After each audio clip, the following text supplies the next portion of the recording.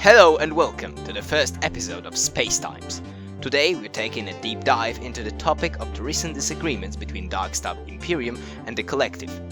But before we do that, let's first talk about Novus Aurora and their attempts of reaching the third moon of Eos. Kashmir, a player from Novus Aurora, has finally reached the third moon of Eos.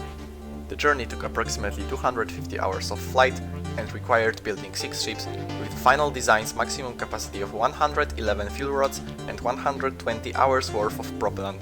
Previous ventures failed mainly due to ships bugging out or disappearing from existence entirely when getting close to the moon. Kashmir jokingly mentioned, "We've truly discovered the Bermuda Triangle of Starbase." Novus Aurora called the new moon Revenite, which was chosen by a member vote. Now, let's take a look at faction diplomacy, as a dispute between two factions had broken out some time ago. Relations between Substrate and Lodestar leading factions, mainly Collective and Darkstar Imperium, have recently been a busy topic in Starbase community. Both alliances have been in a non-aggression pact for a while now. Tensions started rising between the two when Darkstar Imperium reported being harassed by members of the Substrate and demanded the Collective to take action, as DSI treated that as a violation of the previously mentioned NAP.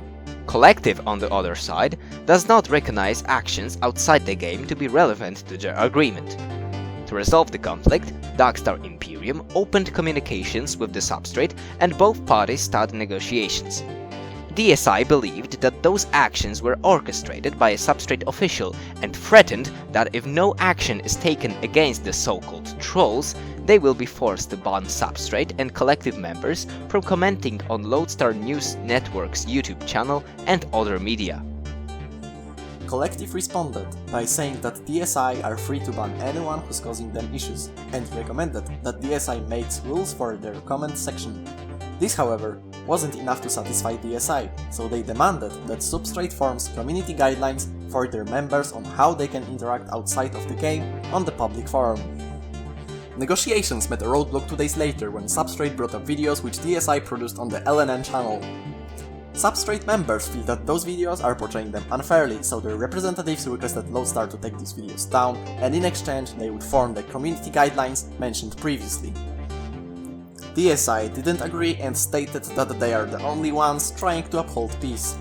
The negotiations went silent for over a week, and during this time, a speech by Uthrmil, DSI leader, was leaked. This shocked quite a lot of people. Some even called the DSI members literal Nazis. What's most important to remember when listening to the speech is that DSI is a faction role-playing as militaristic expansionists, even when addressing each other in DMs. It was spread internally in the DSI, so it's understandable why they would choose to word it this way. Also, there are no explicit Nazi references in it, it just sounds like a regular military speech. Following an idle period, the contact was re-established once again.